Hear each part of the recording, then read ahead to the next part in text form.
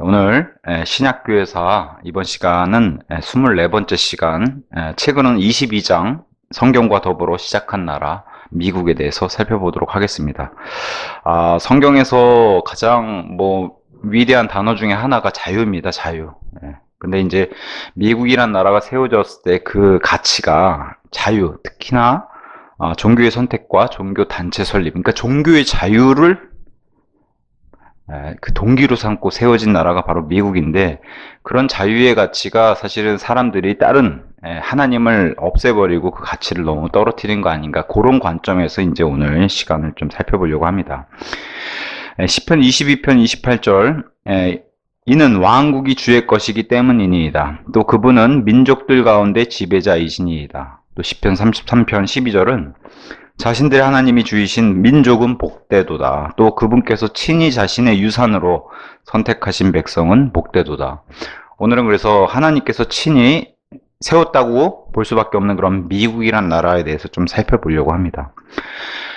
물론 이 교회사, 성경을 기반으로 한 이런 참교회사 시간에 미국의 헌법과 독립선언서, 권리선언을 논하는 것은 적합하지 않다고 이제 러컨 목사님이 얘기하면서도, 그럼에도 미국 권리선언에 들어있는 독특한 교리가 있다는 거예요. 이 교리가 미국이란 나라를 건국시켰고, 그 교리가 특히나 억압받는, 종교로부터, 믿음으로부터 억압받는 그 유럽에서 건너온 사람들이 세운 그 가치이기 때문에, 그게 이제 성경적인 가치.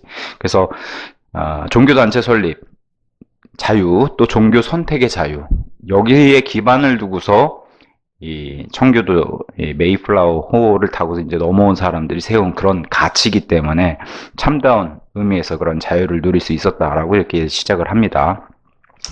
자, 이 독특한 교리, 종교 자유의 교리인데, 1787년 권리선언에 제정된 이 교리는, 그러니까 헌법으로 아예 법으로 지정된 교리예요. 그래서 의회는 종교단체에 영향을 주는 그 어떤 법도 만들거나 통과시킬 수 없다, 이런 법입니다. 그래서 이 수정조항은 헌법 권리선언 제1항, 우리나라 같으면 헌법 제1조 1항 하면 모든 주권은 국민으로부터 온다, 이렇게 이제 되잖아요. 근데 여기 미국의 이 수정조항 권리선언의 제1항은 바로 종교의 자유를 선언하면서 시작한다는 겁니다.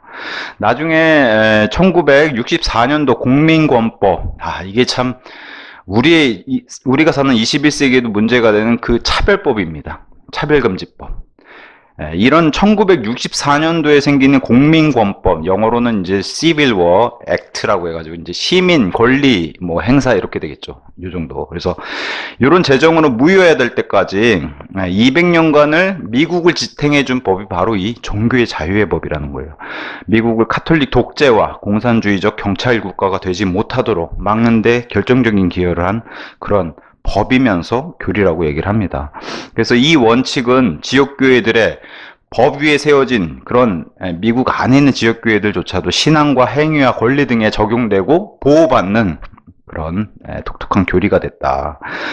좀 전에 말씀드린 대로 국민권이라고 불리는 이게 바로 인종차별에서 시작한 흑인에게 투표권을 부여해주는, 거기서부터 시작해가지고 이제 우리나라로 치면 이런 차별금지법, 소수, 흑인을 보호하기 위한 인종차별금지법, 투표권, 이런 데서 시작해서 이제는 여성에게 할당하는 그런 남녀 차별금지법, 우리나라도 이게 들어오면 이제 망한다고 해서 어떻게 해서든 이 기독교인들이 이걸 막으려고 그러잖아요. 여기에 이제 동성애도 같이 이 소수로, 또 소수의 법으로 들어오려고 하니까.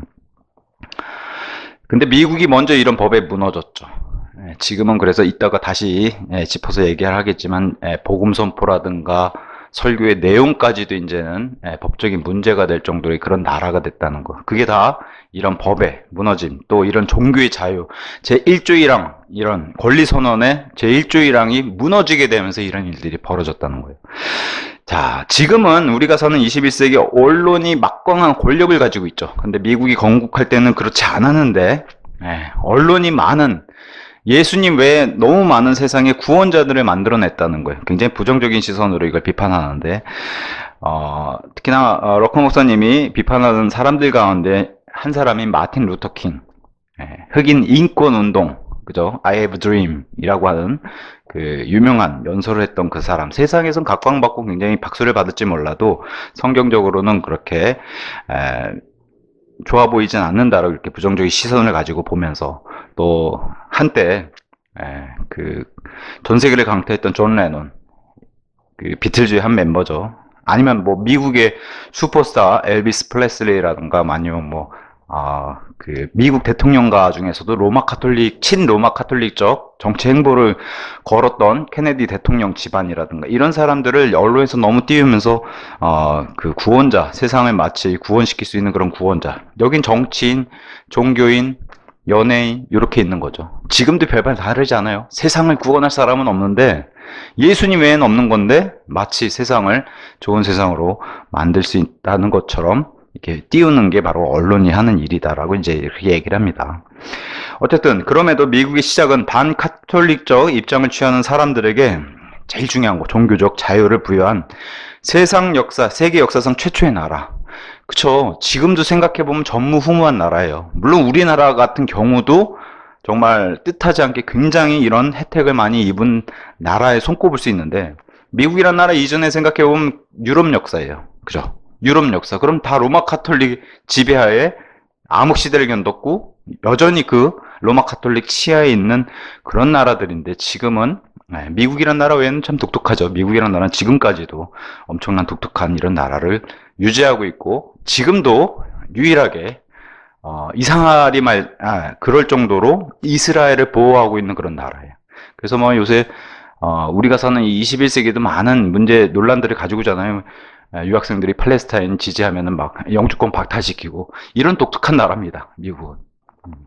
어쨌든 그들의 유전자 속에 이스라엘을 보호해야 한다는 어떤 시간까지의 그런 것들이 있기 때문에 미국은 이런 독특한 모습을 취하고 있습니다. 어쨌든 지금까지 우리가 살펴본 교회사에서도 이런 경우는 처음이죠. 전무후무한 그런 나라라는 겁니다. 자, 헌법 수정조항 제1항은 이 종교의 자유가 가져온 것들은 다음과 같은 것들의 자유를 주었다는 거예요. 일단 로마 카톨릭 미사를 거부할 수 있었고 교황을 지지하지 않을 수 있었고 유아세례 거부뿐만 아니라 유아세례 거부한 설교도 할 수 있고 자기 회중에게 목회자가 원하는 설교는 무엇이든 할 수 있는 겁니다. 그래서 자신의 종교적 확신에 따라서 교황은 적그리스도 이렇게 설교를 할 수도 있어야 되고 있고 또 언론의 거대한 권력이 생성되고 나서는 이제 엄청나게 좀 이따 보면 우리도 눈치를 지금 어쩔 수 없이 보고 있는 것들이 있어요. 근데 이 당시는 안 그랬다는 거죠. 언론의 거대한 권력이 생성되기 전에 표현의 자유를 뺏지 못했다는 거예요. 계시록의 창녀는 로마 교회다, 사탄의 신부다 이렇게 선언해도 명예훼손이나 이런 체포될 수는 없다는 거예요. 지금은 정말 상반된 그런 시대를 살고 있지만 그 당시엔 그랬다는 거예요. 이런 것들은 유럽에서는 상상조차 못할 일이고 이렇게 한 사람들이 있었죠. 그럼에도 불구하고 바이블 빌리버를 했다가 어떻게 됐어요? 다 감옥에 갇히고 매를 맞고 그다음에 화형을 당하고 다 그런 순교의 길을 걸었는데 미국에서는 이게 표현의 자유로 종교의 자유로 법으로 이거를 보호해줬다는 겁니다. 어쨌든 분명한 것은 미국은 초기에는 성경적 진리를 듣고 성경적 진리를 읽을 수 있는 기회를 갖게 된 것이라는 거예요. 마치 이스라엘에서 태어난 사람들이 할례와 율법과 그런 것들을 자연스럽게 명절을 지내고 율법을 지내고 이런 것들을 통해서 자연스럽게 하나님을 알아가는 그런 좋은 환경에서 태어나듯이 미국은 기독교 국가 자동적으로 거기서 태어나서 하나님을 부르고 기도하고 성경책 읽고 이게 그전에는 너무 자연스럽다는 거예요. 유럽에서는 누구도 누려보지 못했던 그런 종교적인 자유, 믿음의 자유를 가진 게 바로 미국이라는 겁니다. 그래서 미국은 하나님과 하나님의 말씀과 더불어 시작하였고 거의 200년 동안 그러니까 1776년부터 200년 동안 그럼 20세기 거의 그럴 때죠. 그래서 200년 동안 1500년간이나 종교적 자유를 박탈해온 암흑시대의 종교 괴물을 물리치고 승리할 수 있었다는 거예요. 근데 이 종교 괴물은 아직까지도 이 당시 20세기 말도 그렇고 아직까지도 포기하지 않았어요. 이 괴물은 누구라고 얘기해요? 로마 교회.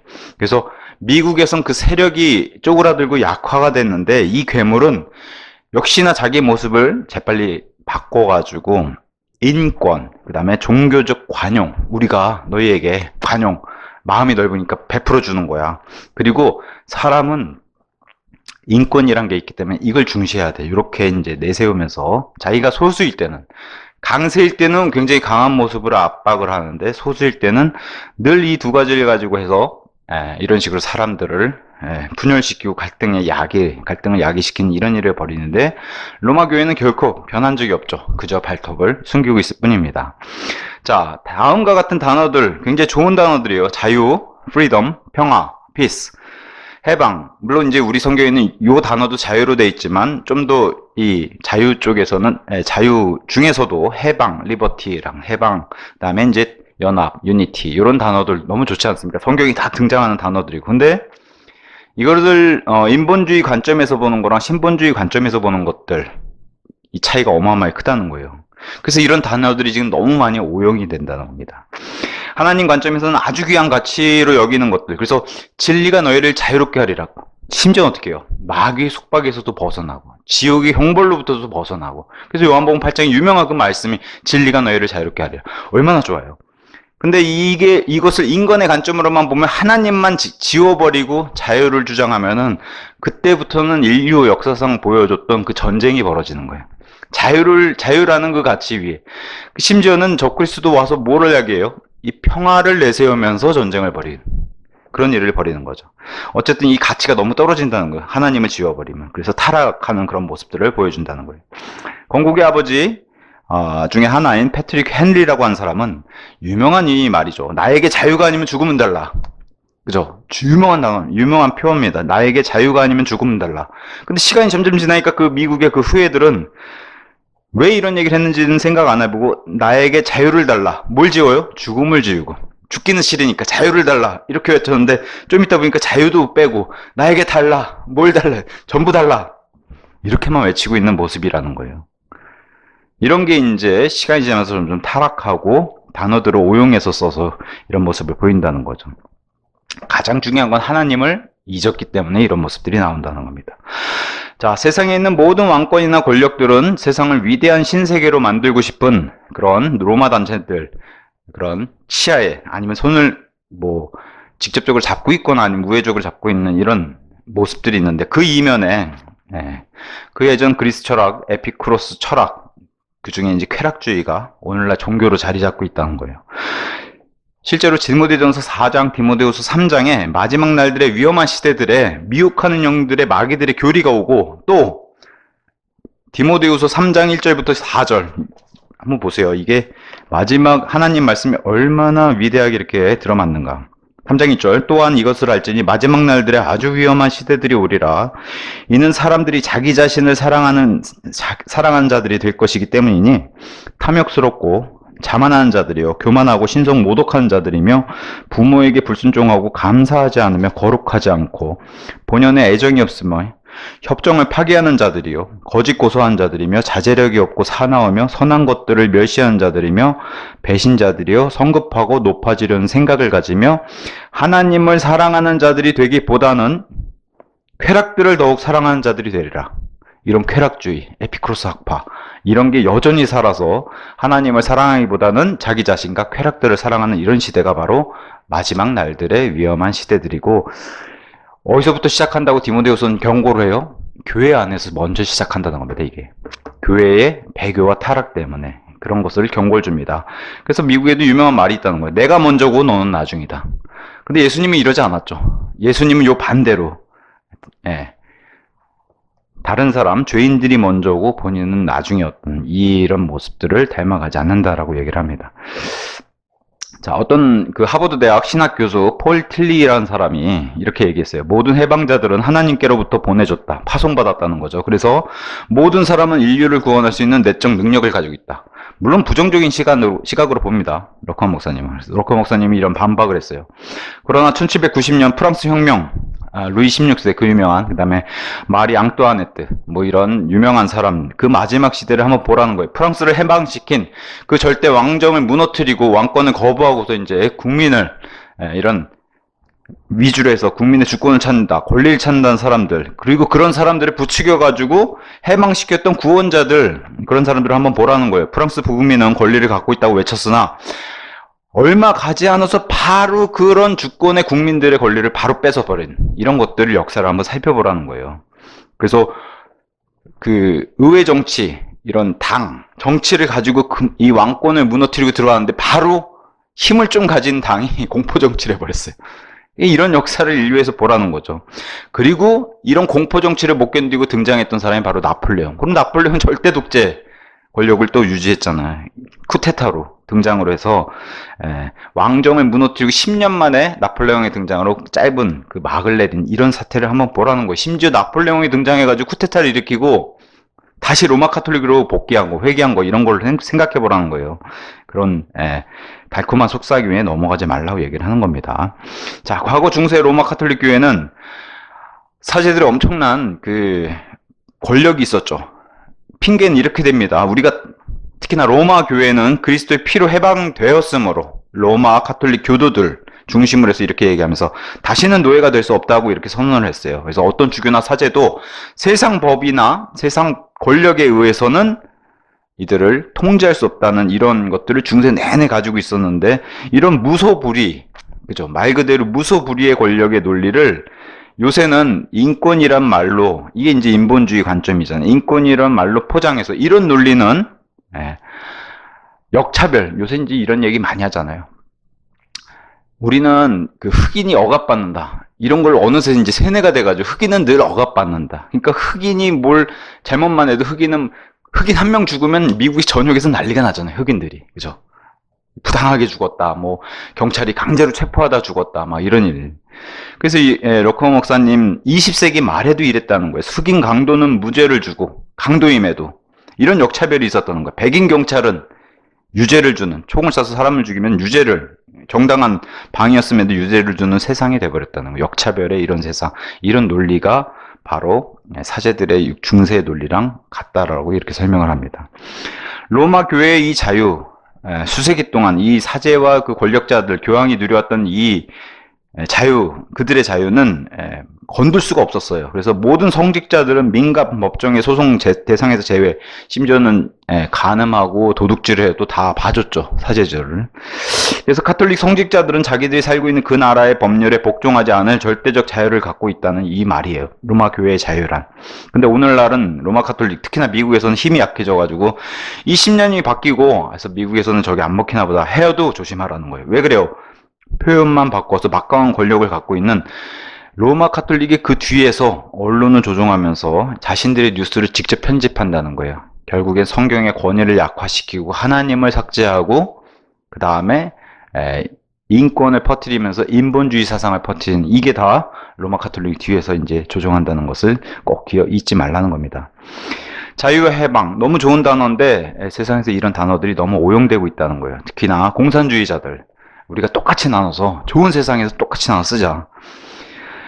심지어 니콜라스 2세, 러시아의 마지막, 제국의 마지막 황제예요. 이 사람이 러시아 농민들로부터 그들의 땅을 뺏어가지고 우리가 다 같이 똑같이 나눠서 이렇게 잘 사는 세상 만들어보자 해서 땅을 뺏은 이게 자유와 해방, 너희를 해방시켜주겠다.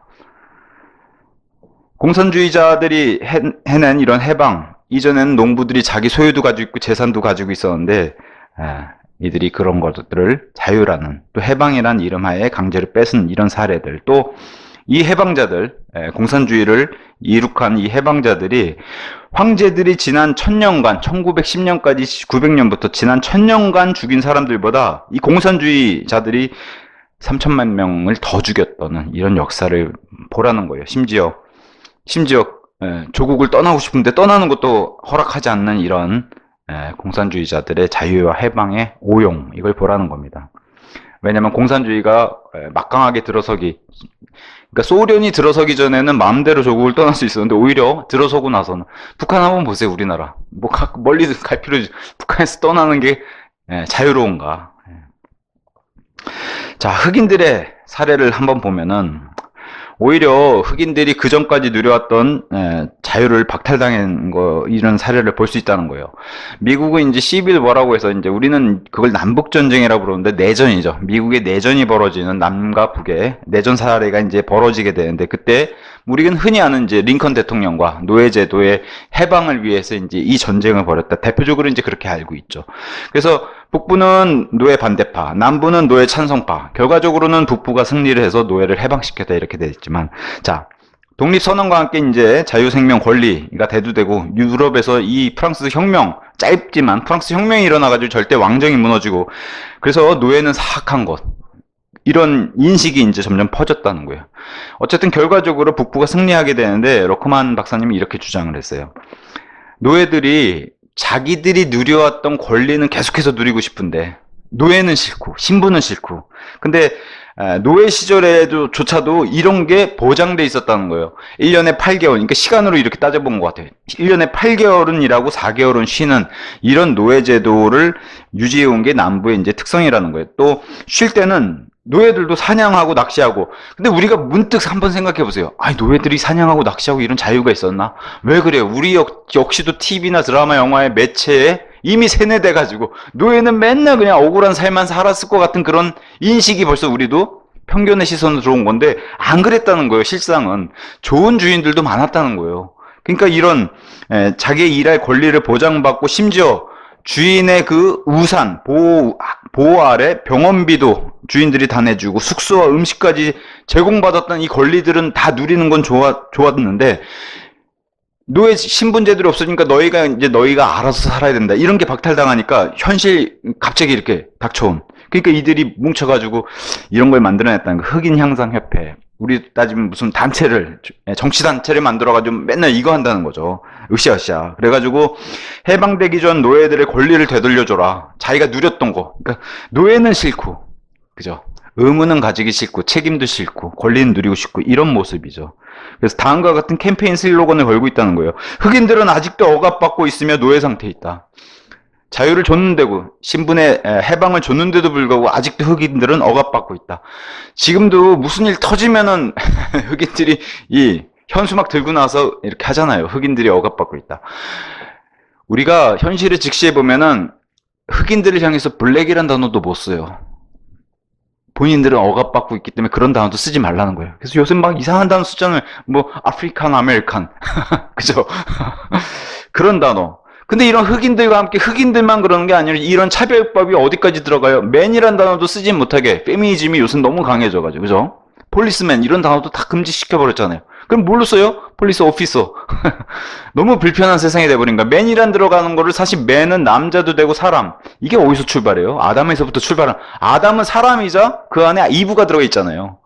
그잖아요. 근데 이런 단어를 무시하고 남성, 여성을 차별하는 그런 단어를 쓰지 마라. 이제 뭐 엄마, 아빠 단어도 쓰지 말자 그러니까 얼마나 불편한 세상이에요.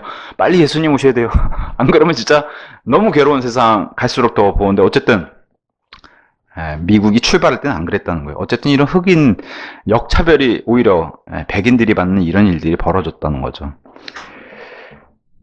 그래서 노예는 싫고 권리는 누리고 싶은 자유는 누리고 싶은데 책임은 지기 싫은 그런 일들이 지금도 벌어지고 있고 이 당시에도 이제 이런 문제들이 이제 야기가 됐다는 겁니다. 그래서 매체로 우리도 모르게 세뇌를 당하는 거죠. 노예는 막 노예 12년 이런 영화만 보면 노예 삶이 정말 참담하구나 이런 삶. 우리나라는 막 우리나라도 그렇잖아요. 맨날 노비하면은 막 어마어마하게 그냥 억압받고 맨날 눈물로 밤을 새우고 지새우고 잠도 제대로 못 자고 먹을 거 못 먹고 막 이런 삶. 근데 그렇지 않은 삶도 많은데 항상 TV나 매체에서는 자극적인 면만 보여주니까 그죠? 고부간의 갈등, 부부의 불륜 이런 거 보여야지 시청률이 올라가지. 사이좋은 부부, 화목한 가정 이런 걸로는 시청률이 안 올라간다는 걸 매체가 잘 알고 있는 거죠. 자, 팔레스타인 해방군 이름이 해방군이에요. PLA 팔레스타인 리버레이션 아미 이렇게 들어가는데 자유가 들어가는데 해방군 이름에 해방군이 들어가는데 어떻게 해요? 테러와 암살을 목적하는 무장 게릴라 단체 심지어는 전쟁도 참여하고 있는 요새 이제 유명해졌죠. 대표적으로 이제 하마스 같은 단체들 무엇을 위한 해방이냐는 거죠. 결국엔 이게 하나님은 없고 인간의 관점에서 인본주의 사상으로 우리 힘으로 해방시켜야 된다. 그게 이런 단체들이잖아요. 그러니까 이런 게 오용이 된다는 거. 좋은 단어의 뜻이.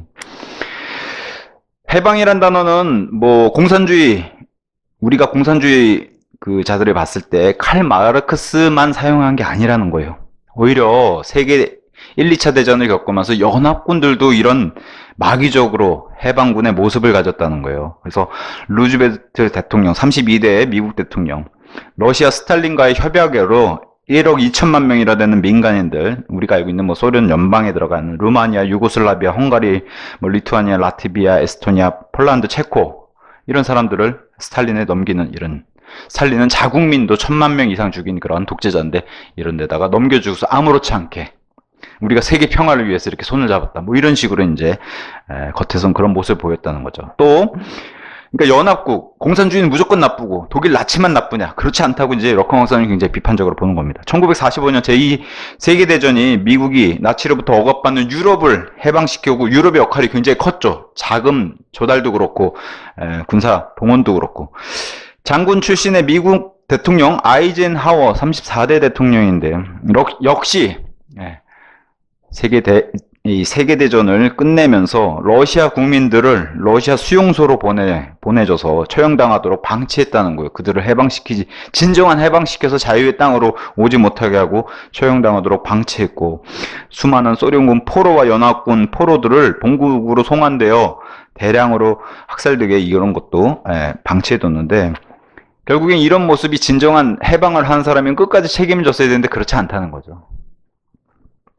그래서 러크만 박사님이 굉장히 이것에 대해서 비판적인 시선을 내놨어요.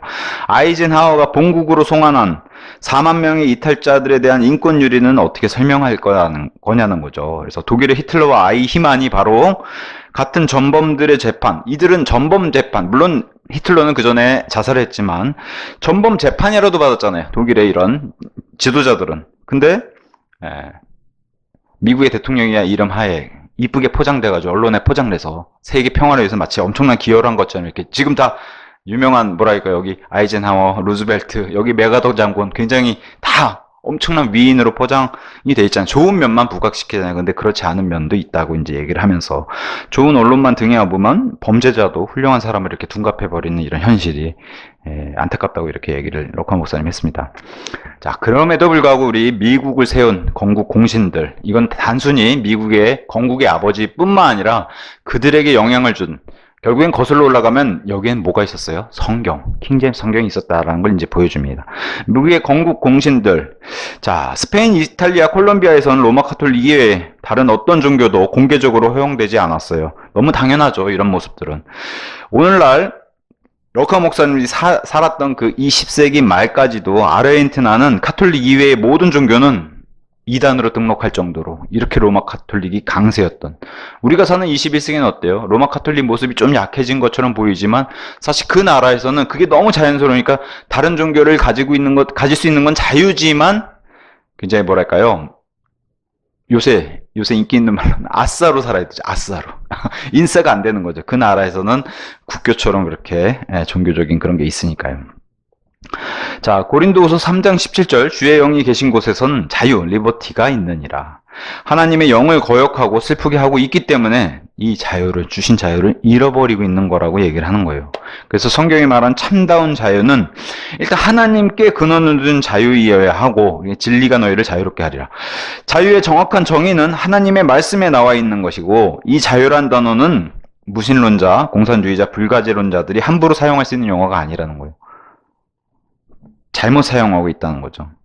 그래서 미국의 독립선언문의 자유는 창조주께서 부여해 주신 것이라고 되어 있는데 시작이 그렇게 시작을 했다는 거예요. 이 하나님께 주신 자유, 하나님께서 주신 자유. 근데 그걸 벌써 미국이 시간이 좀 지나니까 이걸 잊고서 이제 많은 것들을 수용하게 되면서 좋은 가치를 잃어버리고 있다는 거죠. 그럼에도 미국을 건국한 이 건국의 공신들, 성경대로 믿는 프로테스탄트 사상의 기초에서 미국을 건설한 거, 이건 너무나 명백하고 부정할 수 없는 그런 진실입니다.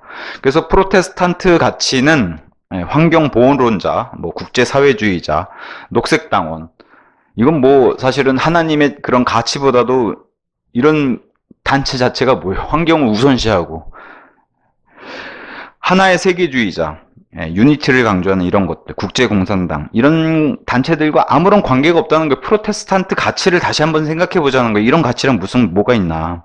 군주제, 사회주의, 가난과의 전쟁, 주택, 연금계획, 의료보험, 임금보장.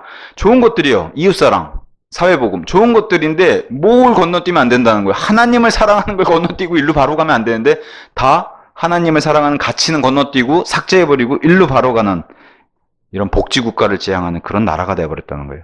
근데 성경적인 미국의 출발은 프로테스탄트 가치는 어디에 있냐? 지방자치 정부에서 시작했다는 거를 꼭 잊으면 안 된다는 거예요. 많은 연합의 주들이 모여서 미국이라는 거대한 나라를 형성했던 그걸 기억하라는 거예요. 지방자치 정부. 우리로 따지면 뭐예요? 독립침례교회, 독립침례교회, 자주적인 독립침례교회.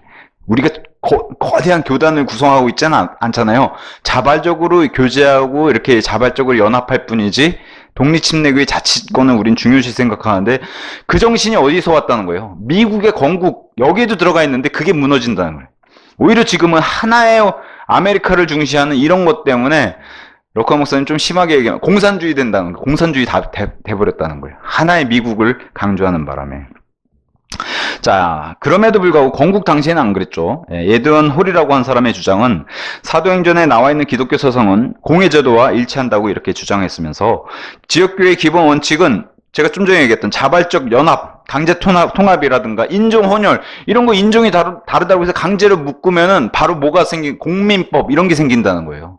오히려 역차별권 그런 법이 생기는데 자발적인 연합, 내가 이웃을 내 마음에 자발적으로 도와주는 건 좋은 거죠. 근데 이웃을 도와주러 강제로 내게서 돈을 뜯어내서 도와주게 돈을 거두면 이게 문제가 되는 거죠.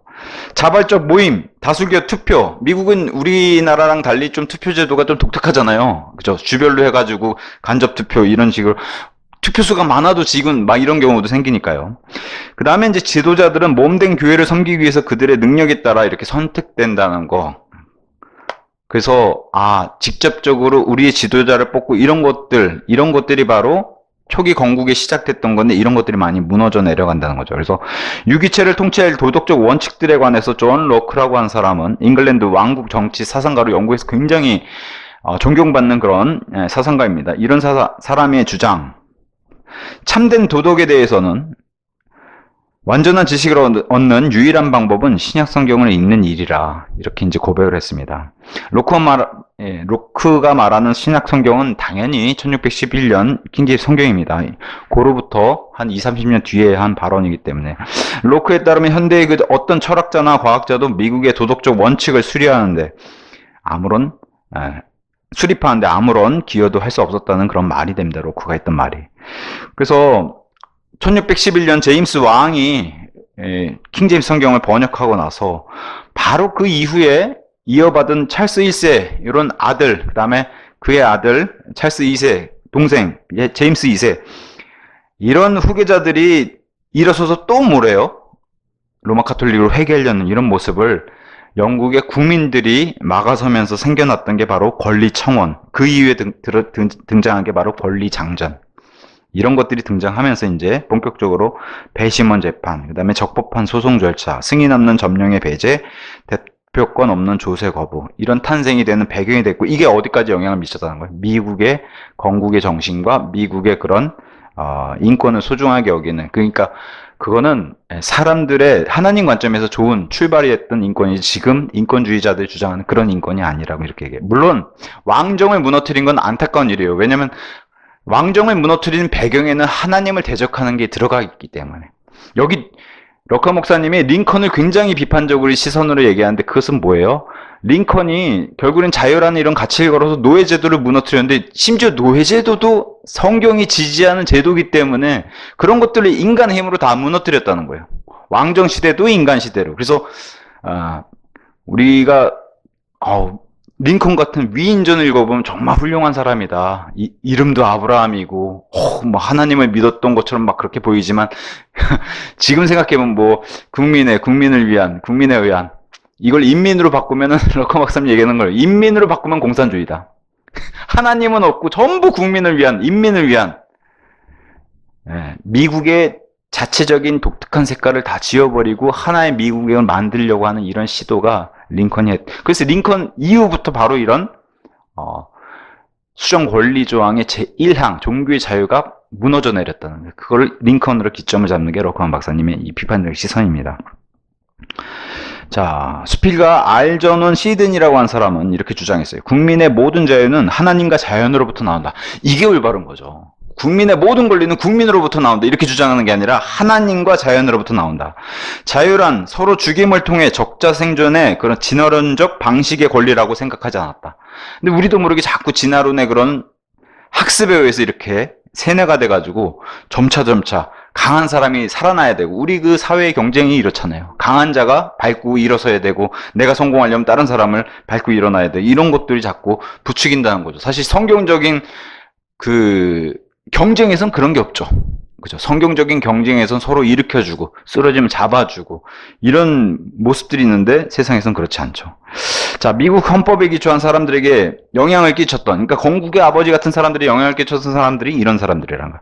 법의 정신이라는 이런 책을 쓴 몽테스키웨라는 사람, 이 사람에 따르면은 삼권 분립이 절대적으로 필요하다. 행정권, 대통령, 사법권, 법원, 입법권, 의회. 우리나라도 이 삼권 분립이 잘 돼 있죠. 이런 서로 분리되지 않으면 대의 정부는 사라지고 결국 과거의 로마 카톨릭의 그런 중세, 그런 국가처럼 모든 자유를 상실하게 될 것이다. 이렇게 이제 주장했습니다. 이런 것들 경고하고. 모든 로마 카톨릭의 지역교회들은 어디 소유예요? 바티칸.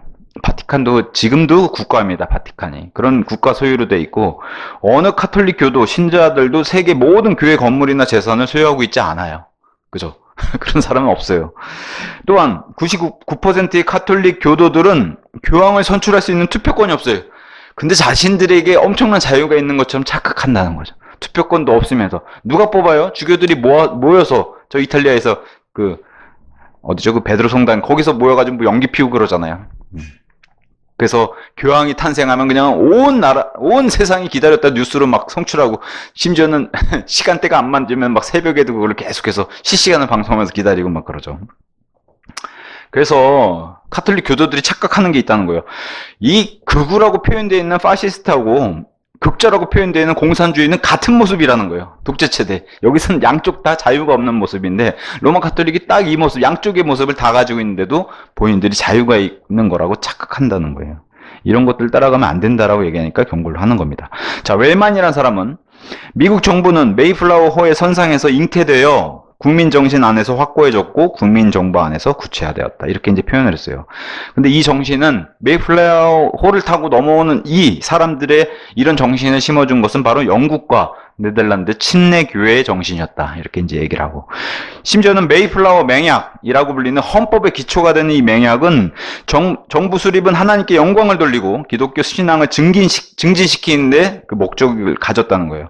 로마 카톨릭 신앙을 보급시키는데 이런데 목적을 절대로 두지 않았다는 것을 분명하게 선언을 한다는 겁니다. 메이플라워 맹약. 그래서 우리가 잘 알다시피 성경을 문자적으로 받아들이는 도나니스트, 로마 카톨릭이 봤을 땐 극단적 문자주의자라고 불렸던 도나니스트, 와일덴스, 분리주의자, 침례 교도로 이어지는 이 계보로 그리스도인의 관점을 고소한 청교도들이 넘어와서 믿음은 종교적 독재를 피하기 위해 미국으로 건너왔다. 이들이 가지고 온 게 바로 믿음의 자유, 종교의 자유, 이걸 가지고 넘어왔다는 거예요. 그래서 미국 이민의 가장 중요한 동기는 뭐예요?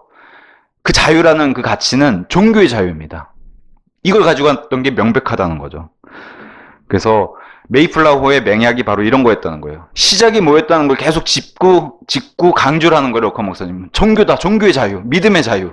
이들은 법을 새로 세우고 싶어서, 아니면 자신들의 국가를 세우고, 이게 아니라 종교의 자유 때문에 넘어왔다는 거 꼭 잊지 말라는 겁니다. 청교도들의 최초 헌법이 바로 이런 거예요. 메이플라워 맹약이 바로 이런 거라는 거죠. 그래서 이게 헌법의 기초가 됐다는 거예요. 자, 모든 시민의 권위는 하나님으로부터 나온다. 이게 정답이죠. 모든 주권은 국민으로부터 나온다.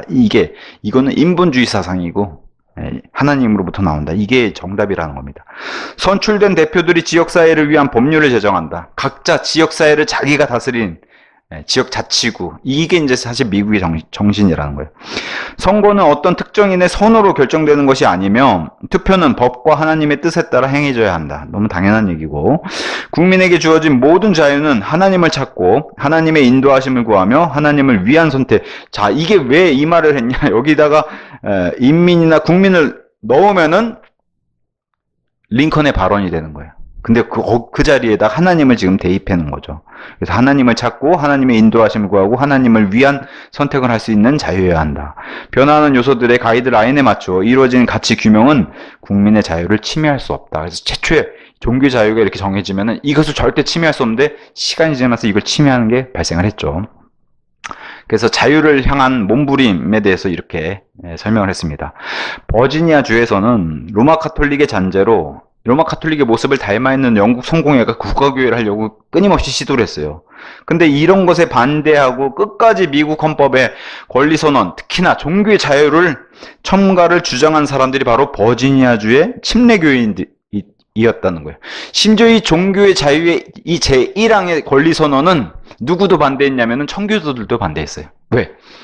처음에 청교도들은 자기들의 청교도들만 인정하자고 주장했다가, 그렇지 않으면 4개의 종교 정도만 인정하자고 주장했다가 그걸 끝까지 반대했던 게 바로 침례교도들이, 아니다, 심지어 이단조차도 그런 자유를 가지고 있는다.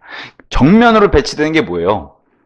칼빈주의랑 정면으로 배치되죠. 칼빈주의는 지옥에 갈 사람들 정해져 있다로 얘기하고 아예 그냥 선택, 무조건적인 선택이잖아요. 근데 그것을 정확하게 격파한 게 바로 침례교도들의 이 믿음, 이 선언, 이런 헌법에 영향까지도 미쳤다. 그래서 국가교회를 개입할 수 없는 그런 상황을 만들어냈다는 거.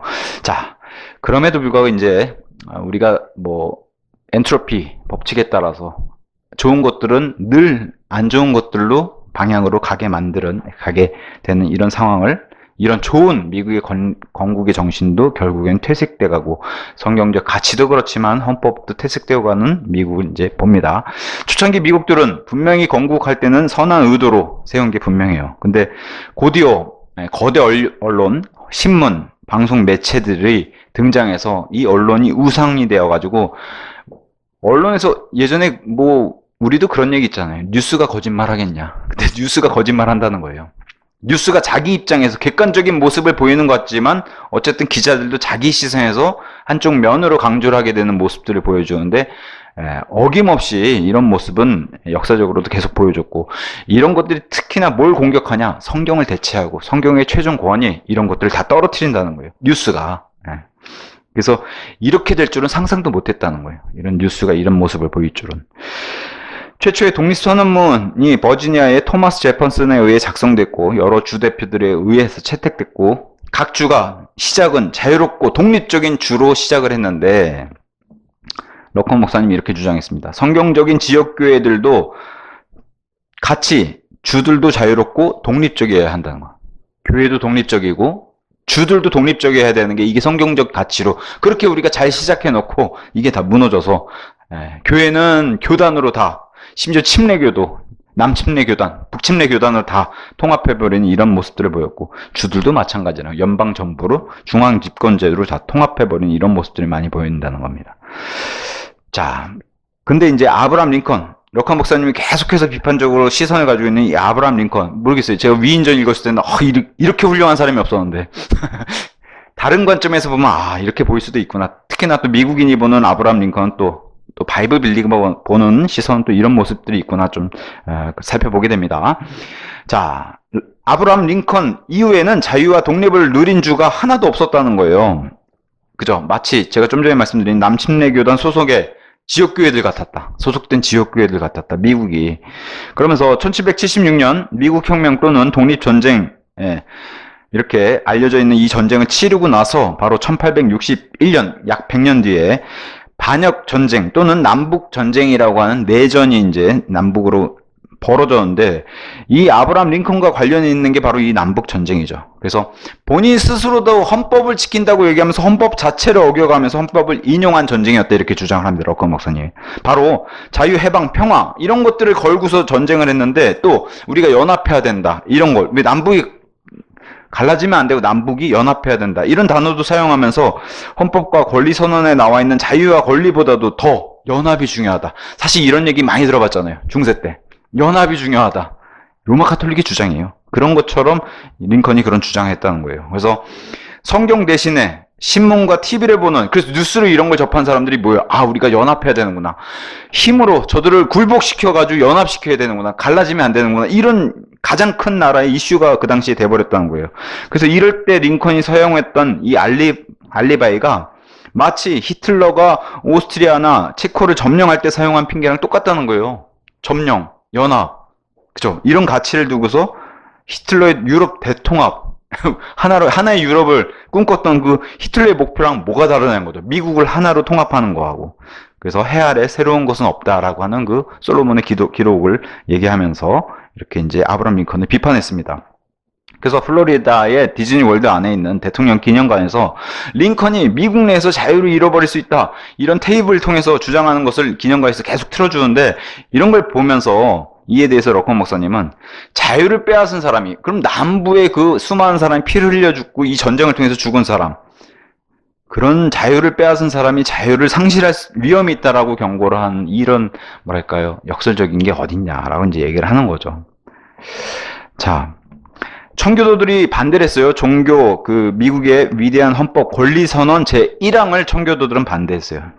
종교기관의 설립에 관해서는 어떤 법도 제정될 수 없고 종교권의 자유로운 행사는 아무도 금할 수 없다라고 이 법을 청교도들은 반대했었는데, 이걸 지켜낸 게 침례 교인들이었어요.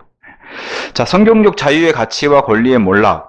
1933년 루즈벨트 시대에 미국의 연방, 주, 법률은 성경적 기독교의 모든 형태를 방해하고 억제하는 각종 법률을 계속해서 통과시키고 그렇게 했다는 거예요. 최초의 종교적 자유, 이게 200년 동안 이어져 내려오다가 드디어 20세기 초에는 이런 것들을 무너뜨릴 법률들이 통과가 되면서 루즈벨트 시대에, 또 1964년 미국 정부가 미국의 모든 지역교회에 대한 무제한적 통제권을 허가 없이 사용할 수 있게 됐다는 거예요. 그래서 설교나 그 다음에 교회 자체에서 행하는 그런 것들이 이제는 접촉을 받게 되는, 이 모든 원인이 바로 링컨이 부각시킨 인종 문제 때문에 발생했다는 거예요. 특히나 공민법, 흑인 차별법, 이런 것들이 이제 뒤늦게 터져가지고 이런 것들을 통해서, 왜냐면 교회는 어떤 자유까지 있어요. 우리는 백인만 모아서 하고 싶다, 이것도 교회 자유예요.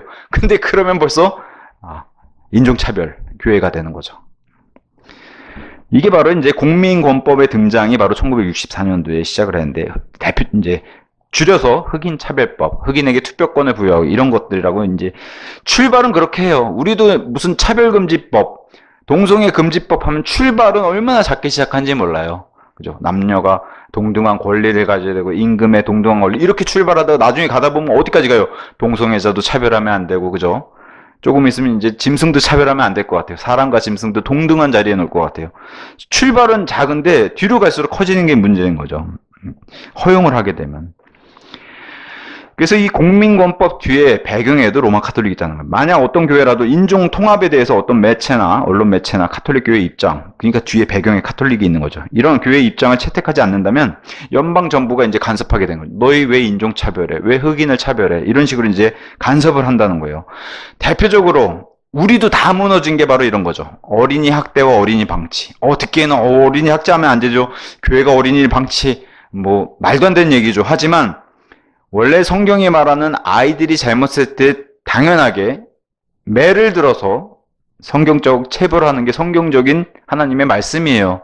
미국은 이게 무너진 지가 오래됐고, 제가 어릴 때 초등학교 다닐 때는 선생님이 미국은 아이들을 체벌을 안 하는데 해서 아이들이 깍깍깔대고 웃었어요. 어떻게 그런 나라가 있을 수 있냐고. 우리는 맞는 게 너무 당연하니까. 근데 어떻게 돼요? 지금 우리가 시대에 와서 보면 교회에서 체벌한다 그러면 뉴스에 날 거예요. 그죠? 이게 이제 알게 모르게 세상에서 간섭할 수 있게 되는 매체를 통해서, 특히나 교회에서 매를 들고 체벌을, 그래서 얼마 전에 무슨 체벌 때문에 맞아서 죽은 그런 일도 뭐 기소선 안에 일어나고 그랬잖아요. 여고생이 죽고. 그럼 어떻게 돼요? 뉴스가 좋아하는 거죠. 매체를 통해서 기독교인이 이런 모습을 보였다. 그게 세상에서 이단이든 아니든 관심이 없어요. 그냥 기독교라는 이름을 걸고서 권위를 무너뜨리면 되니까요.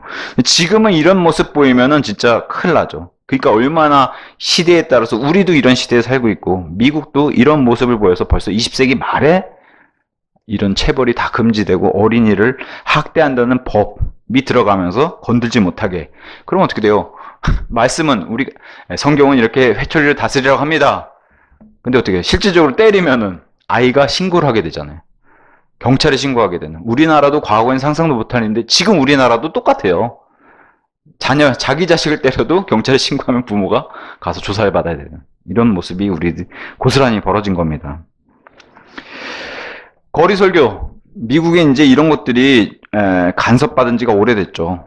어떤 죄로? 평화를 어지럽히는 죄. 근데 과거에 이런 거 다 들여다본 죄들이에요. 어디서요? 어디서 많이 주장했어요? 로마 카톨릭에서. 이단으로 찍힌 게 바로 이런 거잖아. 평화를 어지럽히는 죄. 이런 걸로 이제 감옥에 가는 그런 모습들 심심찮게 보고, 쇼핑센터에서 이렇게 전도지 나눠주면 사유재산권 침해로 잡혀간다는 거예요.